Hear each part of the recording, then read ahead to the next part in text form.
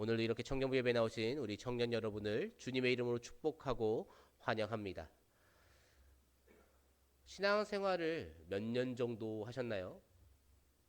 아마 보통 이제 부모님이 교회를 다니거나 중직자거나 하시면은 태어나자마자 눈을 떠보니 나는 교회였다 할 만한 그러한 청년들이 더 많을 줄로 압니다.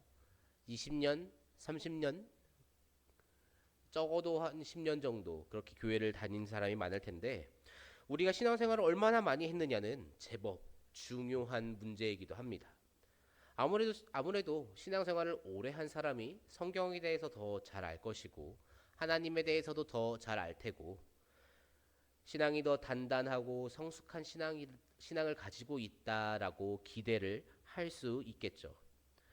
뭐 그래야 할 겁니다. 신앙생활을 오래 하면 오래 할수록 그 신앙이 깊어져야 하고 또 그만큼 하나님에 대해 이 말씀에 대해서 잘 알아야 할 테죠. 그게 정상적인 신앙생활을 하는 사람의 모습이지 않을까 생각을 하곤 합니다. 그런데 의외로 신앙생활을 오래 할수록 위험해지는 것이 한 가지 있습니다. 우리의 마음속에 생기는 안일함이라고 말할 수 있는 그러한 문제입니다. 하나님께서는 말씀에 순종하는 것을 원하십니다. 우리는 그걸 잘 알고 있죠. 말씀을 불순종하거나 아니면 하나님을 의식하지 않는 것, 이러한 것을 하나님께서 굉장히 싫어하십니다.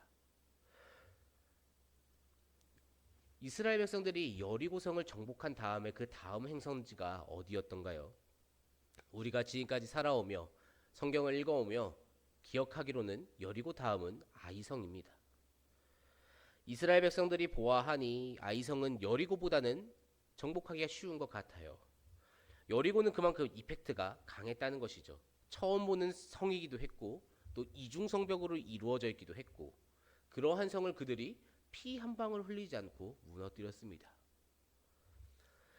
이스라엘이 보니까 아이성은 그렇게 단단하지도 않고 또 그다지 많은 병력을 가지고 있는 것 같지도 않습니다. 그래서 과감히 전투를 치르죠. 그 결과는 어떻던가요? 참패를 당합니다. 오늘 이 아이성 전투는 우리에게 신앙생활을 하면서 익숙함에 빠져서 안일해지기 시작할 때가 얼마나 위험한지를 보여주고 있습니다.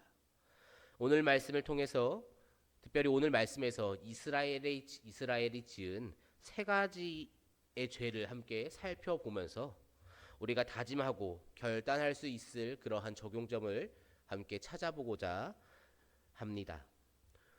이 오늘 말씀이 여러분들의 삶에 어떠한 변화를 주고 그리고 그 변화한 삶이 하나님께 기쁨이 되는 그러한 삶을 살아가는 우리 다니엘 청년부가 되기를 소망합니다. 오늘 말씀에서 우리가 가장 먼저 볼 수 있는 죄는 잘못을 숨긴 아간을 볼 수 있습니다. 이스라엘이 아이성에서의 패배를 두고서 슬퍼하고 있습니다. 그러고 있을 때 이제 하나님께서 여호수아에게 이렇게 말씀하십니다. 이스라엘이 범죄하였다. 나와의 언약을 어기고 물건을 도둑질하였다. 여호수아는 그 사람이 누구인지 찾아보고자 하나님께서 말씀하신 대로 행동합니다.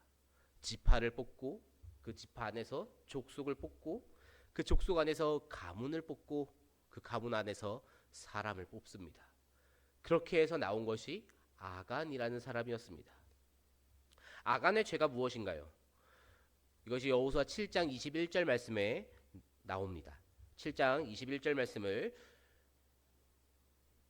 함께 읽도록 하겠습니다. 내가 노력한 물건 중에 시날산의 아름다운 외투 한 벌과 은 200세겔과 그 무게가 50세겔 되는 금덩이 하나를 보고 탐내어 가졌나이다. 보소서, 이제 그 물건들을 내 장막 가운데 땅 속에 감추었는데 은은 그 밑에 있나이다 하더라. 아멘. 아간이 자기 입으로 고백합니다. 여리고를 정복하고 그곳에 있던 물건들 중에 일부를 자신의 장막 안에 감추었다라고 장막 가운데 땅 속에 숨겨놨다고 이야기합니다. 본래 이 여리고를 정복할 때 하나님의 명령이 무엇이었던가요? 우리가 기억하기로 여리고를 정복하고 그곳의 모든 것을 다 여호와 하나님께 바치라라고 명령하셨습니다. 이 여리고의 모든 것을 바치는 그 행위를 두고 많은 학자들이 여호수아가 이스라엘이 가나안에서 처음으로 취한 소산물이기에 그들이 하나님께 드려야 하는 초태생 언약에 따라서 온전히 바쳐야 하는 제사였다라고 이야기를 하곤 합니다. 그러니까 이 여리고를 바치는 것 자체가 하나님께서 이미 이스라엘과 맺은 언약 중에 하나라는 것이죠. 하나님께서는 무엇이든지 간에 처음 갖게 된 것, 그리고 처음으로 나온 것, 그것들 다 하나님 당신께로 돌리라라고 이스라엘에 명령하셨었습니다.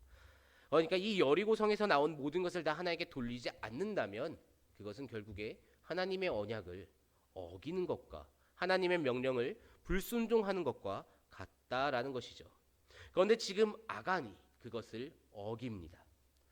그리고 어긴 것도 문제인데 그 죄를 숨기기까지 합니다. 사람이 죄를 짓지 않고 살아가면 참 좋겠습니다. 저도 나는 내일부터는 죄를 안 져야겠다라고 마음 먹으면은 내일부터는 정말 죄를 안 짓고 살아가면은 참 좋겠는데요. 그러지를 못한다는 것이 문제이죠. 사람은 마음으로라도 죄를 짓게 되어 있습니다. 그것이 인간이 가지고 있는 죄성이라는 무서움이겠죠. 그런데 그 죄를 숨기고 살아가는 것은 정말 굉장히 위험합니다. 우리가 보통 죄를 숨기면 어떻게 해야 한다라고 우리가 말씀을 읽고 그리고 말씀을 듣고 배우고 합니까? 우리가 죄를 지으면 그 죄에 대해 죄를 자복하며 하나님께 나아가서 용서를 구하라고 회개기도 하라고 우리가 그렇게 듣고 보고 배웁니다. 숨긴다고 해서 숨겨지면 모를까? 만약에 내가 정말 잘 숨겼을 때 하나님께서 모르신다면은 한 번쯤은 시도해 볼 법하지 않을까 생각이 들기도 하지만 하나님께서는 모르시지 않습니다.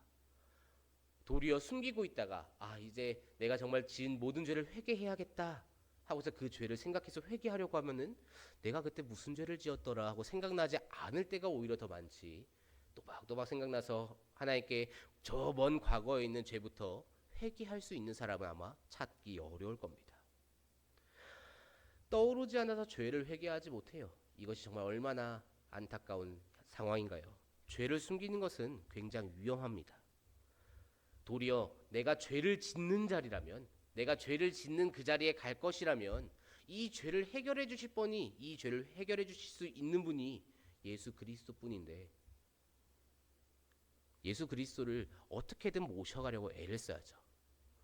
내가 오늘 죄를 지을 것 같은데 라는 마음이 들면은 최대한 눈치가 보이고 내 죄책감이 나를 자꾸 찌르니까 주님 오늘만 나는 주님을 모르는 사람을 하렵니다 하는 것이 아니라 더욱더 그 하나님께 나아가서 이렇게 죄를 지으려는 나를 용서해 달라고 빌고 빌어야죠.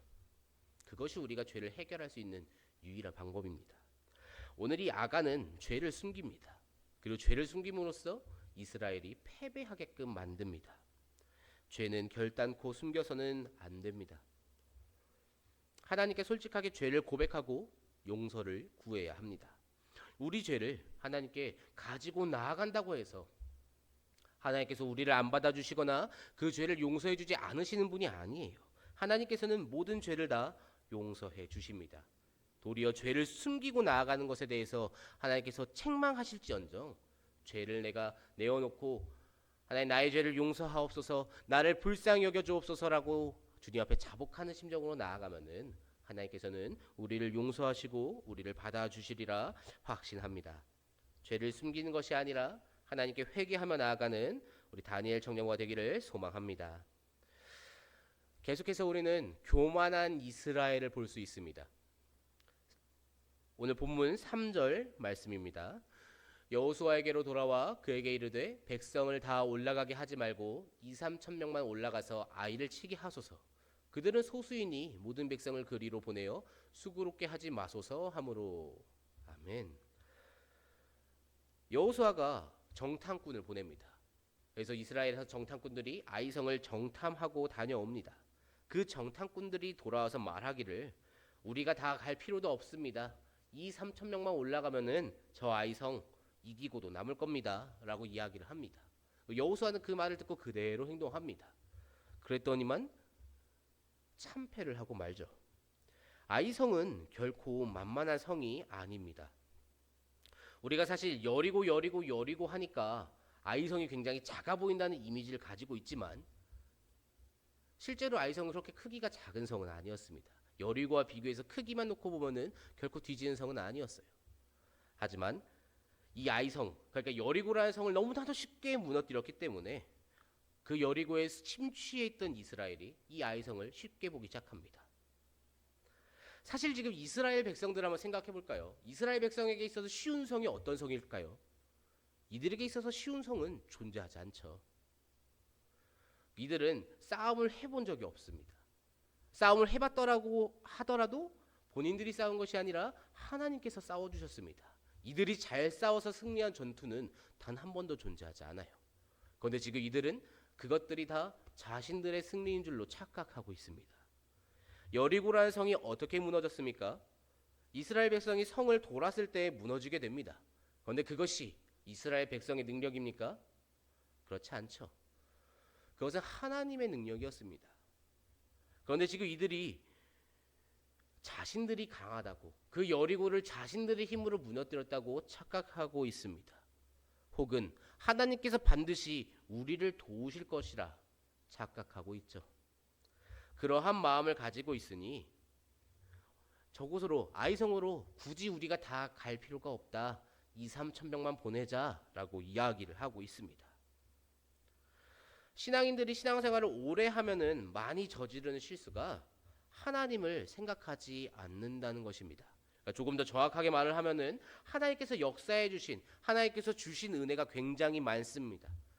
우리의 신앙의 시기가 길면 길수록 내가 10년 했으면 그 10년분만큼, 20년 했으면은 그보다 더 많은 20년분만큼 하나님께서 우리에게 부어주시는 은혜가 정말 많습니다.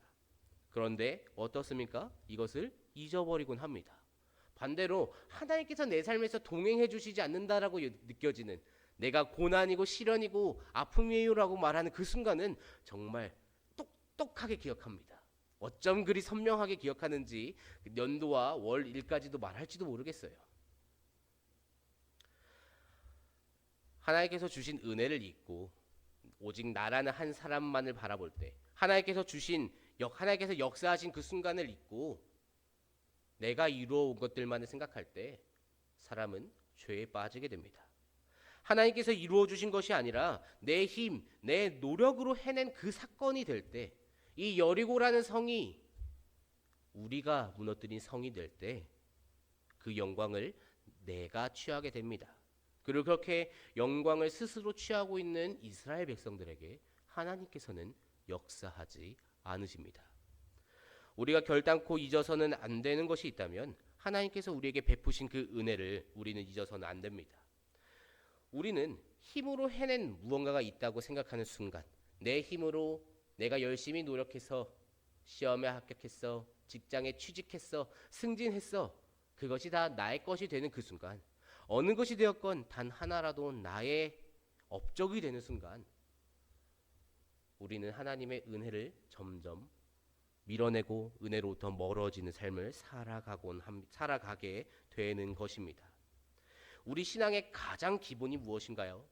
우리 신앙의 가장 기본, 그것은 나는 예수 그리스도의 그 보혈 없이는, 예수님의 은혜 없이는 죽어야 하는 존재이다라는 것이 아닌가요? 우리는 예수님 없이는 살아갈 수 없는 몸이라는 것을 인정하는 것, 그것에서부터 우리의 신앙은 시작하게 됩니다.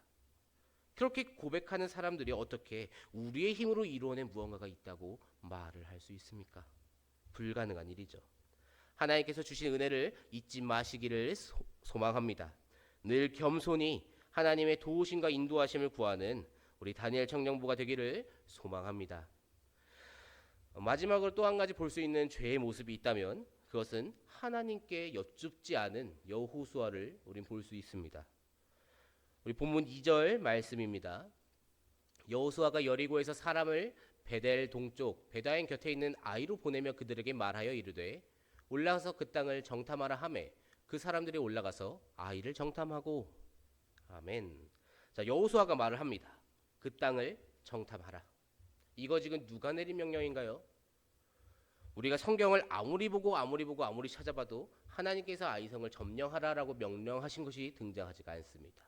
순수하게 순전하게 여호수아 본인의 의지였어요. 정탐꾼들이 돌아옵니다. 정탐꾼들의 보고를 들어요. 그 후에라도 하나님께 그가 여쭤보던가요? 그러지도 않습니다. 그는 정탐꾼들이 이렇게 결과를 줬으니 이대로 행하면 되겠구나 하고 그대로 행합니다. 우리는 저 앞의 사건에서 정탐꾼들이 한 말을 고스란히 듣고 그대로 행하려다가 이스라엘이 광야를 40년간 뱅뱅 돌아야 하는 그 사건을 기억하고 있습니다. 지금 여호수아가 그 당시에 어떤 사람인가요? 가나안을 정탐하고 우리는 저들을 이길 수 없으니 애굽으로 돌아가자라고 말을 하는 그 10명의 정탐꾼과 부딪혔던 단 2명의 정탐꾼, 그 중 하나가 이 여호수아 아닌가요?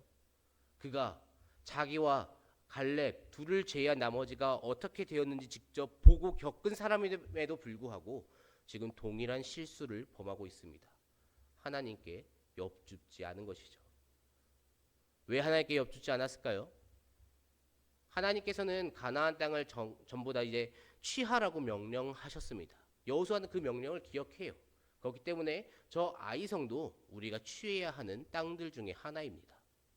그렇다면 저것을 취하는 거 하나님의 명령에 순종하는 것이죠. 라고 생각을 한 것이죠. 하나님께 엽주지 않고 지금 이때에 지금 이 타이밍에 아이성을 노리는 거 이거 하나님께서 기뻐하실 일이니까 도와주실 거야 라고 생각하는 것 자체가 이미 그가 교만해졌다라는 것을 보여주는 것이죠. 정탐꾼들의 말을 고스란히 전대 지도자 모세가 고스란히 믿었다가 어떻게 되었는지를 보고도 동일한 실수를 범한 이 여호수아는 결국에 모세 때와 같이 패배하고 맙니다. 모세는 그 영적으로 패배하여서 광야에서 1세대와 함께 죽어야 했었지만 광야를 뱅뱅 돌고 가나안을 밟지 못했지만 여호수아는 오늘 전쟁에서 패배하게 됩니다. 여호수아라도 정탐꾼들의 보고를 받은 뒤에 하나님을 찾았더라면 패배하진 않았을 겁니다.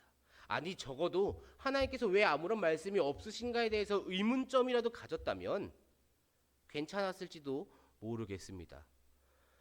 우리는 무슨 일을 행할 때 그것을 행하기 이전에 앞서 하나님께 그 뜻을 여쭈어야 합니다. 우리는 우리의 계획이 안전한 것인지 혹은 위험한 것인지 알지 못해요. 성공은 할지 아니면 실패를 할지도 알지 못하고 어떠한 것을 얻을지 아니면 반대로 무언가를 잃어야 할지도 알지도 못합니다. 아무것도 모릅니다. 그렇기 때문에 우리는 하나님께 반드시 여쭈어야 합니다. 그러나 우리는 하나님께 나아가는 것에 대해서 굉장히 어색해합니다. 하나님께 무언가를 여쭙고 하나님의 뜻을 구하고 하나님의 마음을 헤아리는 그것을 굉장히 어색해합니다. 익숙치 않기에 그것이 어색하기에 우리는 점점 편한 것으로 다시금 되돌아가죠. 사람에게 있어서 어색하지 않고 편한 것, 사람이 자신에게 편한 길로 그렇게 나아가다 보면은 죄를 향해 나아가는 것입니다. 교만을 향해 나아가는 것이고요. 죽음을 향해서 나아가는 거예요. 나의 욕망을 향하고 나의 소원을 향한다는 것이죠. 하나님께 먼저 구할 수 있는 우리 다니엘 청년부가 되기를 소망합니다. 하나님께 여쭙지 않았을 때, 어떠한 일에 대해서 하나님께 여쭙지 않았을 때 늘 사단이 일어납니다. 단 한순간도 구하지 않고 행했는데 일이 잘 된 적이 없어요. 그럼에도 지금 이스라엘은 동일한 실수를 또 범합니다. 우리도 물론 성경을 통해서 이 사실을 압니다. 아, 이들이 또 이런 실수를 했네.